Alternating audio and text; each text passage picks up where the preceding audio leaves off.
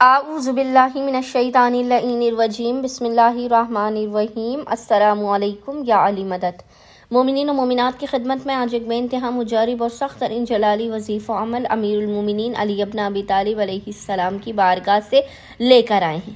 جناب امیر علیہ السلام کے اس مجارب ترین وظیفہ عمل کو مومنین نے خصوصی طور پر آج یعنی ماہ شعبان معظم کے آخری بدھ لاسٹ وینسڈے آف ماہ شعبان کے پورے دن میں کسی بھی وقت نصف شب تک جب بھی آپ کو فرصت کے لمحات ملے، مومنین امیر المومنین کی بے انتہا جلالی ترین تسبیح کو لازماً پڑھیں۔ ایک تسبیح 100 ٹائمز 100 مرتبہ مومنین نے ذکر کو پڑھنا ہے۔ آپ خود دیکھیں گے آپ اس ذکر کو پڑھ کے اپنے مقام سے بلند نہیں ہونے پائیں گے کہ خداوند متعال حق امیر المومنین کے صدقے میں مومنین کی خالی جھولیوں کو کس طرح سے بھر کے انہیں بامراد کر دے گا۔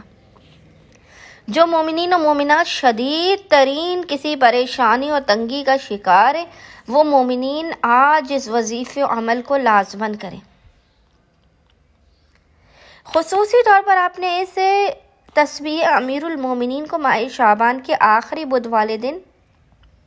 بعد نماز مغربین سے لے کے آدھی رات تک جب بھی آپ کو فرصت کے لمحات ملے، آپ نے اس وظیفے عمل کو کرنا ہے۔ یہ عمل و وظیفہ ہر بند دروازے کی چابی ہے۔ چاہے آپ کو کیوں نہ لگتا ہو کہ آپ کا بخت مقدر بہت ہی زیادہ برا ہے، آپ کی حاجات قبول نہیں ہوتی ہیں، آپ کی مشکلات دور نہیں ہوتی ہیں، آپ کی زندگی میں آسانیاں پیدا نہیں ہوتی، خداوند متعال نے آپ کو اولاد عطا نہیں کیا، آپ کو رزق عطا نہیں کیا، آپ کی مالی تنگ دستی اور پریشانیاں دور نہیں ہوتی ہیں، آپ اس عمل کو ایک مرتبہ کر کے دیکھیں۔ آج اس لیے خصوصی طور پر کیجیے کیونکہ آج ماہ شعبان کا آخری بدھ ہے۔ آج کے دن کو اپنے ہاتھ سے جانے نہ دیجیے۔ اس دن کی برکتیں اور رحمتوں کو سمیٹ لیجیے اور اپنے بند نصیبوں کے تالے کی چابی حاصل کر لیجیے۔ آج کے دن کے علاوہ بھی مومنین جب بھی پریشان حال ہو، مصیبت زدہ ہو، بخت مقدر سوار بالکل نہ رہا ہو، تو مومنین نے کسی بھی دن بعد نماز مغربین اس ایک تسبیح امیر المومنین کو پڑھ کے آپ نے خداوند متعال سے حق امیر المؤمنین کا واسطہ دے کر اپنی حاجات کو طلب کرنا ہے۔ اچھا، عمل کرنے سے پہلے آج مومنین نے بعد نماز مغربین باوضو ہونا ہے اور باوضو ہونے کے بعد آپ نے سب سے پہلے 2 رکعت نماز حاجت پڑھ کے امیر المومنین کی بارگاہ میں پیش کرنی ہے۔